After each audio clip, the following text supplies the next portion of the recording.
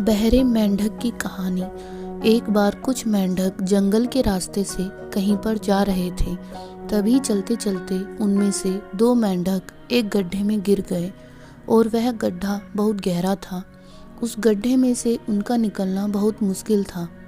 तभी उस गड्ढे के ऊपर खड़े मेंढक बोलने लगे, यह गड्ढा बहुत गहरा है, अब तुम दोनों इस गड्ढे में से निकल नहीं सकते हो और तुम दोनों इस गड्ढे में से निकलने की उम्मीद छोड़ दो। उन दोनों मेंढकों ने शायद ऊपर खड़े मेंढकों की बात नहीं सुनी और वो दोनों गड्ढे से निकलने के लिए लगातार कोशिश करते रहे। बाहर खड़े मेंढक सिर्फ यही बोल रहे थे कि तुम बेकार ही कोशिश कर रहे हो, तुम दोनों अब बाहर नहीं निकल सकते हो, तुम्हें अब हार मान लेनी चाहिए। उन दोनों मेंढकों में से एक मेंढक ने उन सभी की बात सुन ली और कोशिश करना छोड़कर एक जगह निराश होकर बैठ गया। वहीं दूसरे मेंढक ने अपनी कोशिश जारी रखी और उछलता रहा, मतलब अपना प्रयास जारी रखा। जो मेंढक बाहर खड़े थे वो अभी भी लगातार बोल रहे थे कि तुम बेवजह ही परेशान हो रहे हो, तुम इस गड्ढे से नहीं निकल पाओगे। ऐसा लग रहा था जैसे वह मेंढक किसी की बात नहीं सुन रहा था और लगातार निकलने की कोशिश कर रहा था।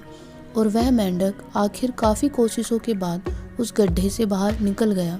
दूसरे मेंढक जो गड्ढे के बाहर खड़े हुए थे, उन्होंने कहा, क्या तुमने हमारी बात नहीं सुनी? तो उस मेंढक ने इशारा करके बताया कि मैं तुम्हारी बातें नहीं सुन सकता क्योंकि मैं बहरा हूँ, इसलिए मैंने आप सभी को नहीं सुना, बल्कि मैं तो समझ रहा था कि आप सभी मेरा उत्साह बढ़ा रहे हैं। कहानी से सीख।